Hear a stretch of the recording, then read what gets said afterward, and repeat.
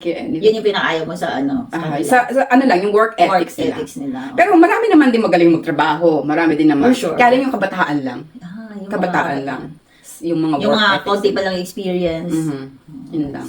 Pero most of them are really, really nice naman. So, kaya, yeah. So, anong unang work mo? Work ko, pagdating ko dito, kasi they can't, hindi nila pwedeng anuhin yung ano mo yung tinapos mo sa atin. Oo nga. Hindi nila, By experience sila? hindi rin. Basta unang trabaho ko dito, nag-work ako kay Mr. Lims. Ay, kay Mr. Lim, hanggang ngayon nandiyan pa rin. Pero ano lang, siguro 1 month, 2 months. Natin-try mo lang. Hindi, gusto kong trabaho. Alam mo naman mga Pilipino, di ba? Kahera. General. Doon ako nag-work unang-una. Kasi nga, tawag dito, kasi nga, a lot of people, my family, they're depending on me. So, work ako agad.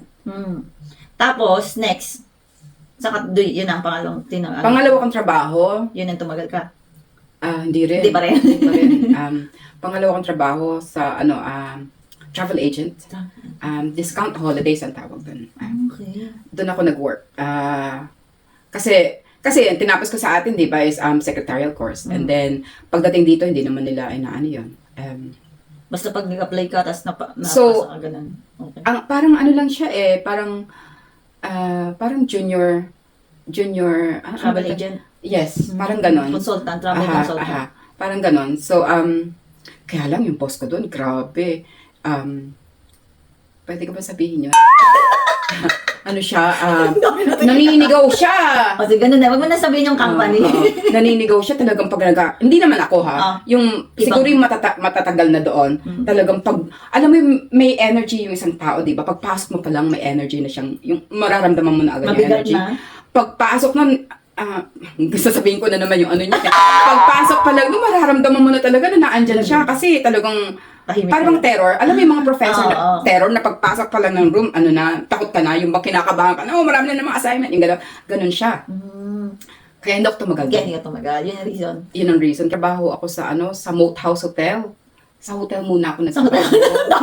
Ang dami kong Ano na yung ni ate? Ang dami ng trabaho kasi yung pinasok Sige, that ganito. time. First, second na work na lang. Na natatandaan mo. Yung first mo yun. Yung first, kay Mr. Lee. Second, yung natatandaan mo lang. Yung sa Moat House Hotel. Yung Moat House Hotel. Tapos yung travel agent. Tapos yung ngayon, yung current mo na lang. Hindi. Moat House Hotel ako. And then Victoria Hotel. Sa Soke Hall. Victoria. So, hotel. Punta sa mga hotels. Kasi trabaho ko sa bar ko, parang hotel, diba? So, kaya yun ang pinuntirya ko. Kaya lang, hindi ako tumagal kasi, ang hirap ng trabaho, ang lalaki ng bed. Tsaka yung room nila, ang lalaki din. So, umuwi ako, black and blue ako, talagang puro pasa ako, yung tuhod ko, kahit malambot puro siya mabigat Tsaka, malalaki yung room. Buti ba kung maliliit lang yung room, malalaki yung room. And then, nahihirapan ako at that time. So, sabi ko, no, I have to go back to, I want to study. Sabi ko ganun. Ayokong tatanda ako na nasa hotel. Ayokong tatanda ako naglilinis ako ng kwarto ba. Yun ako kasi ang hirap uuwi ka talagang pagod ka, kumita ka lang ng pera, yung ganun ba, maglilinis ka ng ang lalaki ng kwarto, tsaka pag naglilinis ka, buti ba, by time yun kailangan paspasan yun kasi parang may papasok, may lalabas, may papasok, may lalabas, so kaya paspasan yun.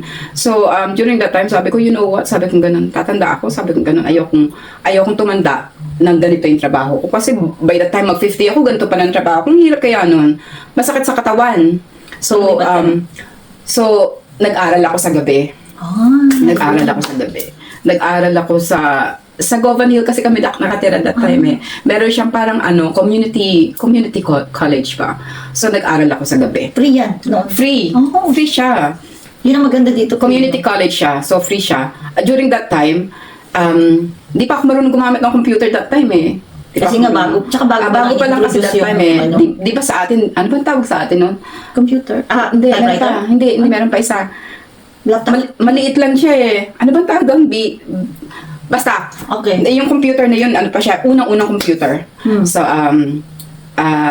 ayun. So, anyway, nag-aral ako dun sa community college.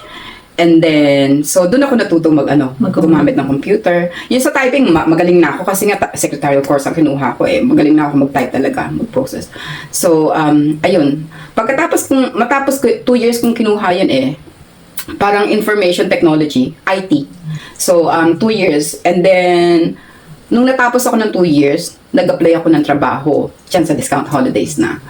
And then, ayun, hindi rin ako tumagal kasi nga sigaw na sigaw yung boss eh. Tsaka lagi siyang galit. And then, sabi ko, you know what? Sabi ko ganun. Hindi ko na kaya. Sabi ko ganun. Sabi ko, ano lang eh, life is short ba? Para, tsaka, para bang hindi ka na para hindi tao na sisigaw-sigawan ka, yung ganun ba? Papahiyain ka sa harapan ng tao. Sabi ko ganun. I don't need this penny para sigawan mo ko ba? Puti, hindi. Hindi. Ayun, yun lang. Hindi. Okay. Kaya hindi ko nga ma-mention eh. So anyway, nag-apply ako ngayon dito sa pagkatapos ng discount holidays, nag-apply ako ng part-time sa sa Countrywide. State agent naman this time. State agent. So, I love my job there. Maganda yan, I love my job there. Pinag-aral nila ako at that time. Nag-start ako na 3 hours lang dyan 3 hours lang during that So, okay time. ba yung 3 hours noon? Hindi 4 hours na part-time? Hindi kasi may anak na ako that time, di ba? kasi Nandiyan na si Mark. Nag-work ako ng part-time naghanap ako ng work part-time kasi nga para na andyan ako during the day for Mark. And si Robert kasi sa Sino gabi bantay siya. kay Mark? Si Robert, salitan kami. kayo? Parang talaga. He works during the night and then I work during the day. So, magandang at saka 3 hours lang naman ako eh. By the time na pauwi na si Mark, ako na yung sumusundo. Or kami dalawa ni Robert sumusundo kay Mark. So, yeah. Yun na, related na yun sa... Yung current mo na ngayon, te. Current ko ngayon, ang ganda ng ang dami kong pagdaanan na trabaho And then, after nung, pinag-aral nga ako ng company na yon. So, nag-aral ulit ako sa gabi. This time, accounting na yung pinag-aralan ko. Kaya yun na related na yun ngayon dyan. Very good. Ano nun? Anong position mo ngayon? As in finance. So, ayun. After nung Countrywide, sabi ko, nung pinag-aaral nila ako, nag-asak ng raise. Kasi natapos na ako, nakagraduate na ako. Sabi ko, nag-asak ng raise. But during that time, recession time. Nagsara yung finance namin. Okay. Recession that time. Nag-asa ko ng pay rise and then hindi ko alam na recession time, hindi ko alam na mako-close down yung finance namin. So, pero before ma-redundant yung mga tao, nakapag-apply na ako na ibang trabaho kasi nga, hindi nila maibigay sa akin yung pay rise. So, demands mo. So, pagkatapos yan, napunta naman ako sa insurance company. So, dami. Napunta ako sa insurance company. 11 years din ako sa Countrywide, Ang tagal. And then, after that, sa Gallagher's, 13 years ako sa insurance company. And then after that, after that, nag-Glasgow Airport pa. Yun ba yung nakaraan? Nag-Glasgow Airport ako. Nag-Glasgow Airport ako. And then, after ng Glasgow Airport, ang dami ko pinagdaanan. And then, this time nga, property management naman yung... Mas okay naman yung... Okay this time. Ang bait ng boss ko. Super. So, ayan. Hanggang ngayon, nandun pa rin ako. So, which is quite good. Sa dami ng pinagdaanan na trabaho, grabe.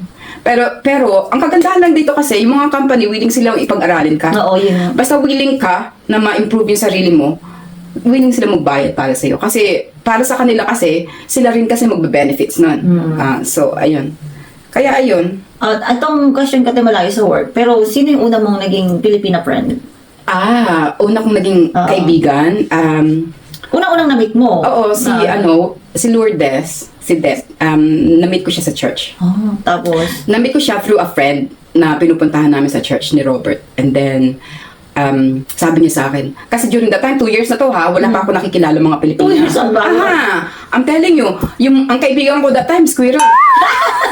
Lagi ako nag-feed ng squirrel, wala akong kaibigan, 2 years na bago ko siya na-meet. Sabi nung friend ko sa church na, I know a Filipina, sabi ganyan, na pumupunta nga doon sa church. Sabi ko, okay. So, minute ko siya sa church. Si Det, ang bait niya. Super bait. Paano mo na-meet sila, Ate Cecil, sila, Ate Ibo? Matagal ko na sila, bago ko sila nakilala eh. True, pagka ma-attend ka ng mga party, mga party. And then, after that, na-meet ko sila Lynn, sila Rotel. Ayan, yun sila yung mga na-meet ko. Si Lynn, and then si Nympha. Si Det, si Lynn, and then Nympha. And then through Nympha yata. Sa mga party-party, yan, nakikilala ko na yung mga Pilipino. And then, sila Yvonne, nakilala ko si Yvonne, magka 25 years na yata kami makakilala ng mga yan. Yung Baluwagan girls, 25 years na lahat. Hindi sa Palawagan kasi. Tapos si Miriam. After Yvonne, si Cecil, and then Miriam, I think. Si Leia. Hindi, recently na lang si Leah. Siguro, nakilala ko si Leah, 13 years ago, probably. Okay. So, ayun. Ayun. Ever since, hindi na kami nagkahiwa-hiwalay. At na kami. Naglalakihan yung mga anak namin sabay-sabay. So, ayun. Good, very good. Eto pate, may namiss ka bang food sa Philippines? Wala. Filipino food? Kasi hindi ako mahilig. Marunong ako magluto. Ikaw ang hindi ko.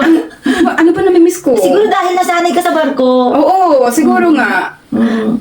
Kung may mamimiss man ako, gusto ko. Ilan taong ka ba sa barko? I mean, 18 years pa lang old. kasi ako nakaalis na ako eh. So, hindi ka na nag-try magluto. hindi na. Pero marunong na ako magluto at that time. Kaya lang, I'd rather give the money ba sa nanay, kayo na magluto. Yung ganun ba? Alam mo naman sa atin, di ba? Pag nagbibigay ka ng pera, sila na mag-aasikaso sa'yo, di ba? And then, dito na lang ako nahasa ng pagluluto eh. So, walang food kang na-miss talaga? Hindi, meron naman. Pero cravings lang. Cravings lang. Okay lang ako kung hindi ko makakain. Ang favorite ko kasi tokot baboy. Tokot baboy. That's my favorite. Lalo na pag maraming sausawan. Namanghang. Sarap. Yan yung favorite ko. Kung may mamimiss man ako, yan ang una kong mamimiss. Tokot baboy. Sa Scottish food naman, ano nagustuhan mo? Sa Scottish food, gusto kong traditional food. Like yung Sunday roast. Sunday roast. Sunday roast, yun yung? Yung mga beef roast, yung roast beef. Roast beef. Tapos may Yung may beans, may walang tomato. beans, Wala no. lang. Roast beef, Napakilala Yorkshire pudding. namin yan eh. Yorkshire pudding. May iba-iba silang traditional food sa Wales, sa Ireland, sa ano, di ba? So, basta Sunday roast potato. Tsaka sa mashed potato. Gusto ko yun dito. Kung babalikan mo yung younger self mo, ano sasabihin mo? Kung ano pa ngayon, So, para wala kang regrets. wala akong regrets. Kahit anong hirap na Regarding sa, since marunong tayo English, nakakaintindi ng English, pero iba pa rin yung accent nila pala. Ano pala, nagkaroon ka ba ng, naintindihan mo agad ba sila? Hindi, nahirapan ako. Nakalimutan ko pa. Nagkatrabaho ako sa call center. One day lang ako tumagal. Alam mo ba kung So, bakit? yung mga darating dito, mga Pinoy kababayan natin, anong pwede mong may advice sa kanila? Na gusto pumunta sa UK. Last question. Okay. Meron ka bang Bible verse, mantra, or motto in life na maiwan natin sa ating mga viewers na makakapagbigay ng inspirasyon? Okay, para sa akin